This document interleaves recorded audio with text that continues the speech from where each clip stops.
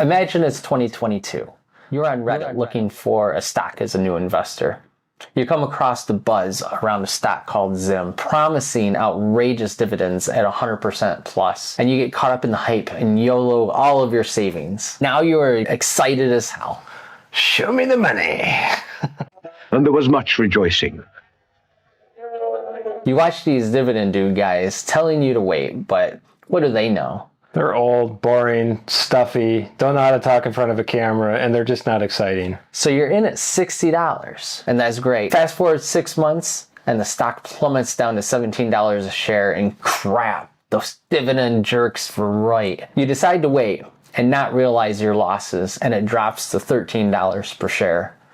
Now, you're stuck either holding dollar cost averaging your cost basis down as much as you can, or selling, realizing the losses, and well, at least you could claim it on your taxes, right? This is a situation we're trying to avoid by purchasing Kimberly Clark for months 15 and 16. More boring stuff.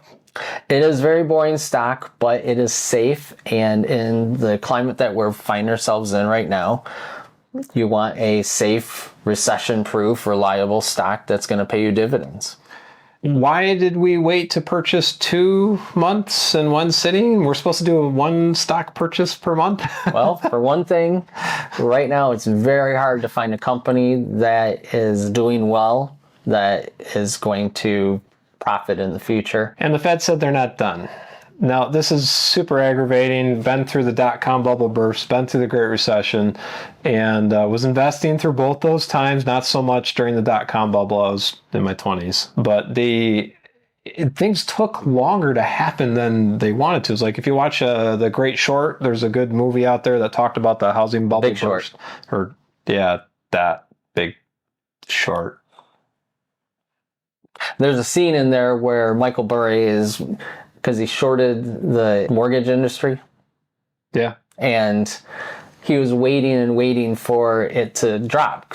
Everything says that the bubble is going to burst and mortgages are going to crash and banks are going to be in trouble. But for months, it did nothing. And it just kept going. It was, the government propping it up, and he was getting so frustrated that because it's supposed to crash. It eventually did, of course, as we know. But the scene where he's playing the drums, he just crap out of him and yelling because he knows it's supposed to and can't figure out why. We're too old and stuffy and boring to beat drums angrily. At least I would love to beat drums. Okay, maybe anyway. Well, future video, we'll have Brian beating drums angrily for you. But the Fed is not done. They said they've got 2 more rate hikes coming. Because of that, all these interest rates and everything that are happening with the housing market and the real estate market should be affecting prices, should be affecting inflation, and it should be affecting demand. But it's like still lingering. Right. We see cracks in the market. We see where certain housing industries or certain commercial industries are suffering, but it's not happening as quickly as we want. So what we're either waiting for in the stock market is for the market to the bubble to finally pop. Bubble, bubble, bubble, bubble, bubble. Or maybe it just stays flat for a few years and you just watch the inflationary thing that the Fed is supposed to be managing catch up to it, and then you just don't get a lot of great returns. Charlie Munger said that that's what he expects to happen. He said get used to lower returns. So why Kimberly Clark? It's safe.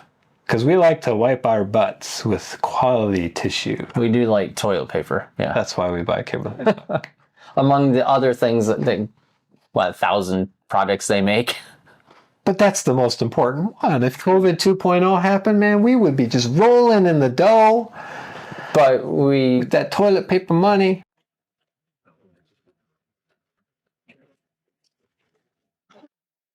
Anyway. So we purchased 2 months because we've fallen behind, because we're trying to find a good company to buy, and it's stupid hard. We're so pessimistic about the market now. It's not even funny. So June and July, we're just doubling down on Kimberly Clark. So that gets us ahead, and we could have some time to get our August going. Yeah, it takes longer to analyze these stocks. If you've been following along and you watched our past stock purchase videos, you know we have a spreadsheet, and that's one of the things that we use to analyze the stocks. Here's our spreadsheet. So This time around, you're going to notice something. We've been talking about cash flow and income being an issue, and finally it's showing up. You can look at all the numbers, and the companies financially, stock market hasn't been very kind to them. And these are some of the ones that we wanted to look at. And I'm sure if you looked at an index fund across the board, you'd see a lot of similarities. We know there are companies who are doing very well in this market, but if you're looking at good solid dividends, good long-term holding stocks, you're not going to find that as easily, especially when you're looking at something like Kimberly Clark. Right. So in our stock purchase, we bought 2 months in one. We bought Kimberly Clark, and we're up to about $22.50 or so per month. And that's not too terrible. No. I mean, not for the first year, really. I mean, yeah, that gives us more money to buy more stock every month from the $400 that we started with. So I count that as a win.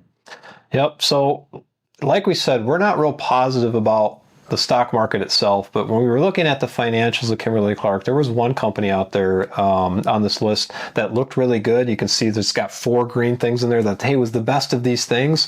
But when you dug into it, it didn't, Principal Financial Group, it wasn't what it seemed based on the numbers that we were pulling. It didn't look quite right. So when we see the spreadsheet, just understand that that's just one piece of the puzzle. We look into the finance of these businesses a lot more. So Kimberly Clark on that list showed not exciting numbers, but good numbers across the board. But going back 5 years, and net income was up, operations revenue was up, everything, cash flow looked relatively stable. If they took a hit due to a market crash or whatever, looks like they could still afford to pay their dividend in a healthy way. And on that note, another one on this list, we actually own this stock in this portfolio. It's Dividend Energy. We bought them, they went up, now they went down. Well, they're losing cash flow, and we're a little bit concerned about them being able to pay what they show as a hefty 9% dividend. It's probably not going to be 9% forever. We even said that when we bought it, like we didn't think that was going to be forever. So if you're looking at this list and go, well, shoot, Devon pays a really big dividend, I should just buy that one. It's in their portfolio. Financially right now, I would wait and see what happens with them over the next 6 months. We're expecting somewhere around 5 to 6% on the dividend for them. That would be stable. Right now it's being propped up by a lot of volume. There's a lot of volume and activity around Devon Energy, and it's skewing the numbers and the financials. So we're going to wait for that to drop a little bit. Are we selling it personally? No, I mean, they still make money. They're an energy company. Right. I mean, they're still doing okay that way. But my cautionary tale to you on that is because of the risk there, don't load up on companies that pay those kinds of dividends. They have to be able to afford it. Yeah, it's dividend chasing, and it's not the way to invest. You know, they call them dividend traps. Don't fall for the trap. Right. So as far as Devon is concerned, do I think they're a dividend trap? No, not yet. I just wouldn't expect the stock price to go up. But as far as Kimberly Clark goes, the one that we actually purchased, they had the best numbers. Yeah, and now is really not a great time to buy stocks because no matter what you get, it's probably going to go down. Not a lot are going to go up on the short term. Or they'll just be flat for a really long time. Right. It's just the Fed has to be done. In order for us to be positive, the Fed has to come out and say, we're done. Yeah. And a lot of stocks are overvalued right now. Yep. So we're waiting for that downturn so that, because we'd like a beat up stock. Now, Kimberly Clark isn't quite as beat up as we like. I would like it to be under 50, but we want to see them using that tissue on their bloody nose. Yeah. But what are you going to do? We had to buy something, and this was our pick. We've talked about this a bit too. If you're tight on money, and you can't afford to take a hit, or you're worried about the risk of something like Zim or Devon or CHD or whatever else. Fed coming out with their 2 rate hikes and the market crashing and you're losing half your money. We thought about creating a series of videos that would help people learn from the mistakes that we've made so that you can get financial independence more quickly. Those are coming. But in the meantime, if you are nervous about losing that money, our suggestion is to put the money into savings, maybe get a certificate of deposit, and you can go to Bank of America and get a whopping, well, any regional bank. 0.01 or 0.03%. You're going to roll in it. I mean, invest $1,000 and make $3 over 3 years. 3 pennies per dollar. Yeah, that's awesome. Or you could go to a credit union, which would give you 5 to 5.25. Yeah, That's much better. it varies per bank. If you can't afford to lose that money, that might be a good thing to do for at least the short term, at least until the Fed says the fight is done. Yeah. It might take them, just like the Great Recession, it might take them another year. I don't see that taking quite that long, but it might. I mean, it's amazing how long people hold on to things. And because you're a great investor and you're to the point where you can invest that $400 and your credit cards are paid off, you could also take that and pay down your utilities. So you could actually add it to your utilities and pay ahead. Which is great in case, something bad happens. You don't have that looming debt to pay for. You could also put it on the principal of your house if you have that. And that will also take years off your payment schedule. Kind of like smoking tobacco. It takes years off your life. You can take years off your mortgage. Yeah, absolutely. Except you don't die when your mortgage is paid off, hopefully. Hopefully.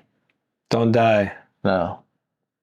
If you do, just say that. MetLife has a annuity that you could use. No, okay. So if you go to your credit union and you're looking at doing this, you're part of the $400 a month club.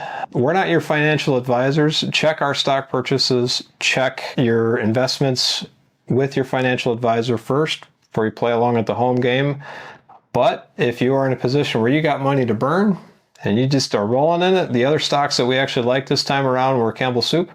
That was a pretty good one that, as far as the numbers went and the ones that we were analyzing, that one looked pretty healthy too. We wanted to see what happened with some of the capital outlay that they had, so we're waiting for them to come out with their next annual report. Their fiscal year end is different than most of the companies. The other one we kind of liked, unfortunately, I've been doing the spreadsheet like this for 15 years now. I've never seen one come out with just zero. Just nothing. 0%. It's like the Eeyore of stocks. Net income. I'm going to pay my dividend. I think General Dynamics would take offense to that. Oh, dear. They make tanks, don't they? Yeah. And They probably shouldn't say that. bombs. With their tanks and their bombs and their bombs and their guns. Yeah, the one stock I make fun of happens to be a defense They contract. could kill you in 100 different ways from their office. Probably.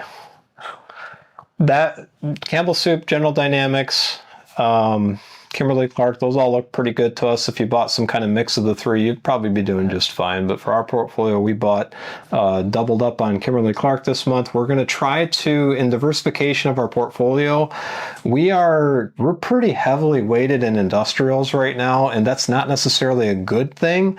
If you look at the portfolio as it shows right now, you'll see that our best performer, which was Devon last year, is now our worst performer. And our worst performer last year, which was Merck and Honda, are now doing great.